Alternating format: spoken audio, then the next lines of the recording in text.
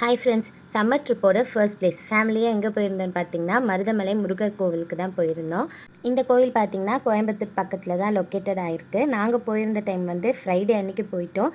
So already வந்து summer holidays, அதில் Friday வேறு. ஸோ செம்ம ரஷ்ஷாக இருந்தது. கோயிலுக்குள்ளே போகிறதே பெரிய டாஸ்க்காக இருந்தது. ஒரு 3-4 ஹவர்ஸ் நாங்கள் வெயிட் பண்ணிட்டு தான் போனோம்.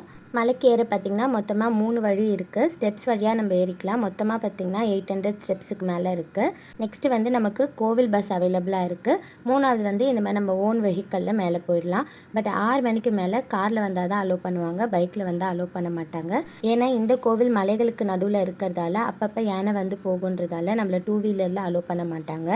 கிட்டத்தட்ட ஒரு 3-4 ஹவர்ஸ் வெயிட் பண்ணிவிட்டு மலையேறி வந்துட்டோம். இங்கே வந்து பார்க்கிங் வந்து கொஞ்சம் கஷ்டமாக தான் இருந்தது. 10 காராக தான் அவங்க அலோவ் பண்ணிகிட்டு இருந்தாங்க. மேலே பார்க்கிங் ஃபெசிலிட்டி இல்லைன்றதால காரை நல்லபடியாக பார்க் பண்ணிவிட்டு சாமி பார்க்க கிளம்பியாச்சு. இந்த கோவிலில் வந்து ரீசெண்டாக தான் கும்பாபிஷேகம் பண்ணியிருந்தாங்க. அது மட்டும் இல்லாமல் கன்ஸ்ட்ரக்ஷன் ஒர்க்கும் போயிட்டு இருந்தது. ஸோ இங்கே பாருங்கள் எவ்வளோ அழகாக இருக்குது. மலைகளுக்கு நடுவில் இந்த கோவில் அமைஞ்சிருக்கு.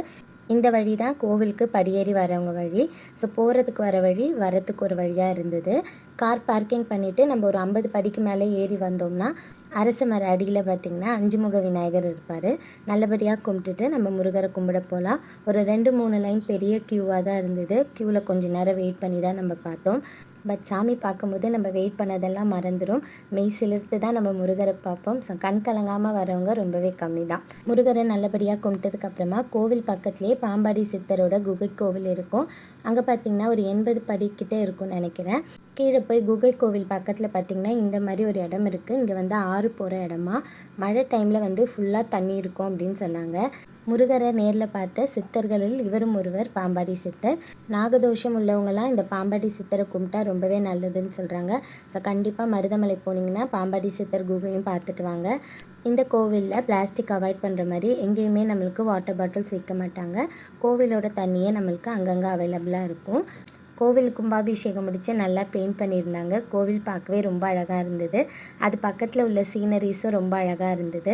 மலைகளுக்கு நடுவில் சூப்பராக இருந்தார் முருகர். நாங்கள் கோவிலுக்கு போகும்போது நல்ல வெயில் தான். பட் கீழே இறங்கும்போது பார்த்திங்கன்னா கிளைமேட் அப்படியே சேஞ்ச் ஆகிடுச்சு.